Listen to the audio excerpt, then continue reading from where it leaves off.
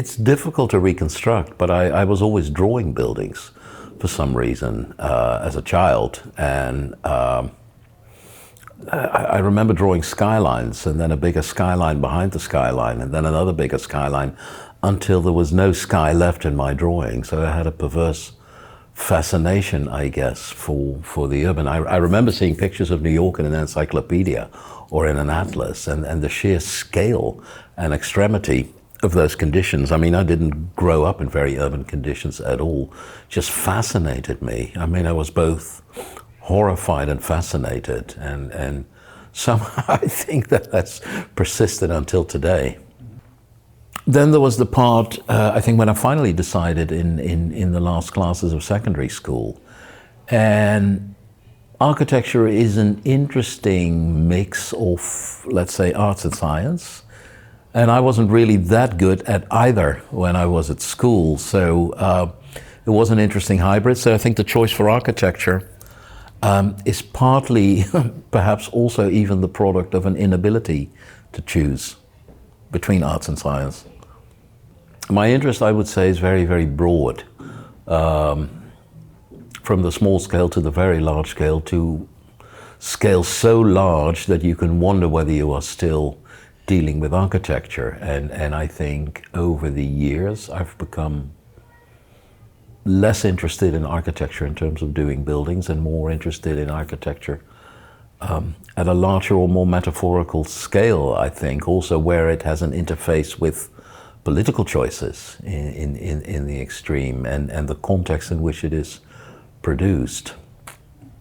We have an architectural office called OMA, and then we have another branch which is called AMO.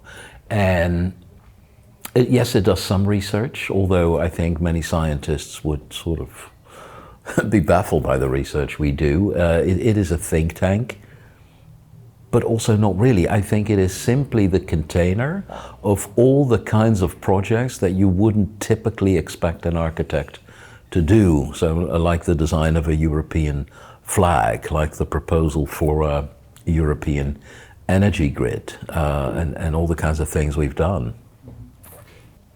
What for me, architecture, I think, reflects life and reflects all the demands and expectations placed upon it.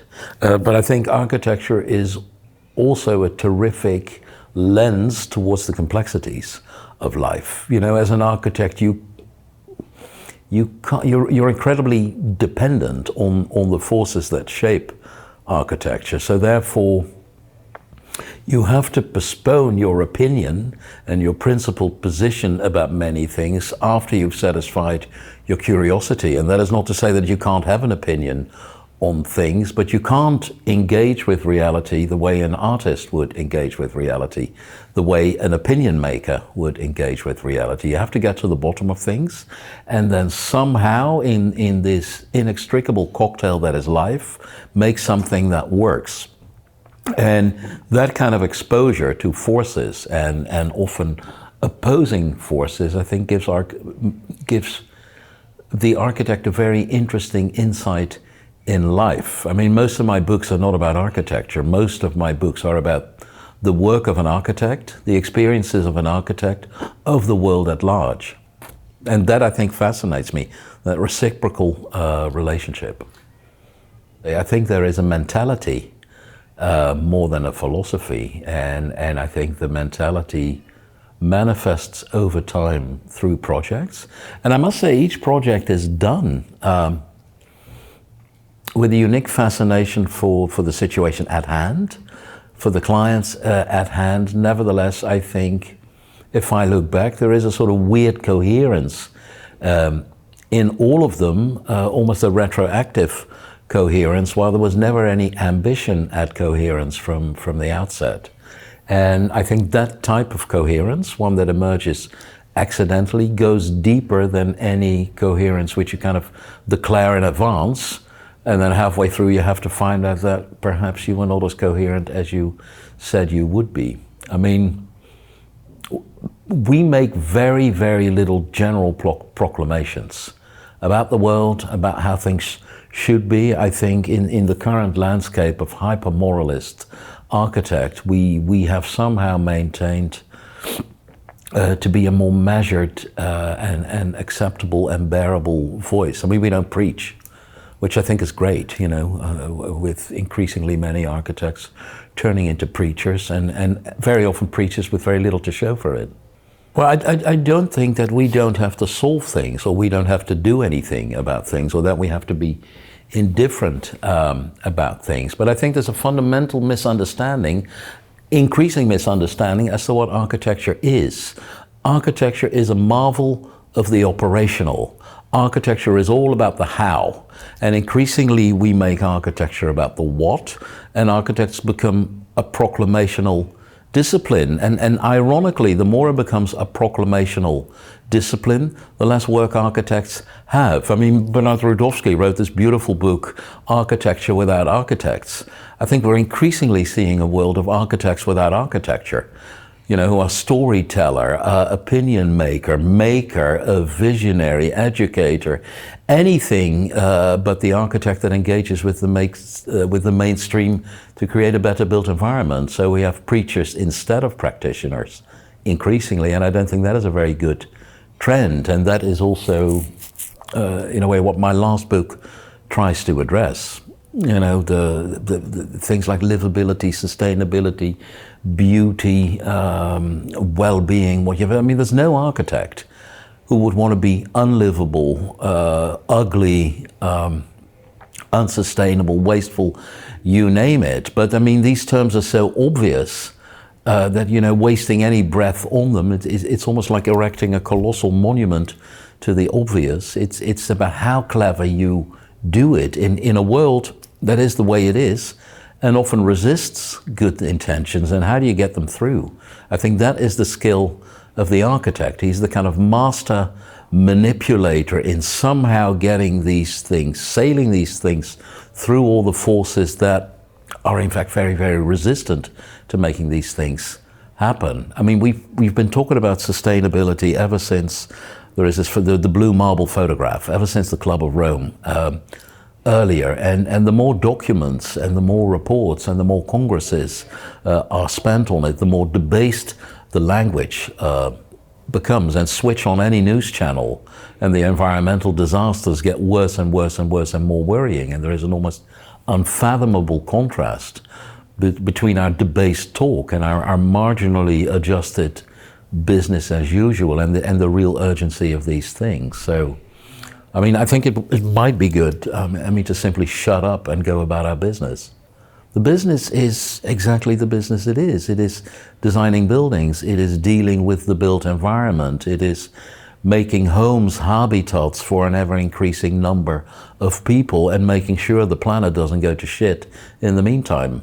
I mean, it's very obvious, but then do it. Yes, architects has to do with many fields around it, but it is bizarre how architects mainly talk to other architects. So we launch these paradigms, we launch these catalysts, which we hope will enter the mainstream so that the mainstream behaves, you know, marginally more acceptable. But often catalysts, you know, they get an award, and then you have another catalyst, and another catalyst gets an award, and another catalyst. So the catalysts escalate in other catalysts, all of whom very often fail to structurally change the mainstream in such a way that in terms of real numbers, it makes an impact. I'm really, really worried about, you know, architecture taking the moral high ground to an incredible degree and marginalizing itself in the process. Well, am I an optimist or a pessimist? I don't think that really matters personally. I think as an architect, you have an obligation to be optimistic. It is impossible to practice architecture without being optimistic. And I love architecture, and therefore I must be optimistic about its potential. I'm hoping to achieve that somehow the mindset I advocate, or the mindset that is implicit in my writing, will land with as large as possible an audience. And I think it is quite interesting that it's very often contemporaries who are quite critical of the writing, but that particularly very, very younger generation Apparently they have the same fatigue with the architectural discourse that I have, even at a young age, and they seem quite susceptible to the message in it. So I think it lands, and that therefore they get contaminated by a mindset which I think is a good mindset. We sometimes do we sometimes forget what we actually have achieved? I mean, if we look at education, if we look at life expectancy, all those has completely improved over the last generation. It is. I mean, and I think that is a problem of architecture. That's also a problem of the Western world, which is increasingly wrapped up in a kind of urge to apologize. And of course it has things to apologize for, but if in the process it completely forgets what it has also achieved. That goes for the Western world in part, that goes for architecture in part. And I worry by, this extreme confessional mode, this extreme form of self-arraignment, that a lot of the good things will be forgotten and passed away, like the child in the bathwater. And I think that there has to be a more healthy balance than there is at present. There also has to be a more true historic consciousness, I think, in which we look at the importance of things when they happened without constantly measuring the past with the moral standards of today. I think that is also dangerous, and that is a real threat to human progress. Well, I still have the same fascination that I had when I started. I still have the same level of ambition. I also still have the same nervousness of failing, of not doing the best possible project. And I don't know, the nice thing about doing projects is that once you're in a project, you're engulfed by the project. You think of the project and you forget a lot of the things that were and a lot of the things after. So I like the focus that project bring in simply trying to do the best job as possible. I had that when I started, I still have it, with the same enthusiasm and the same anxieties. It's no different than 30 years ago.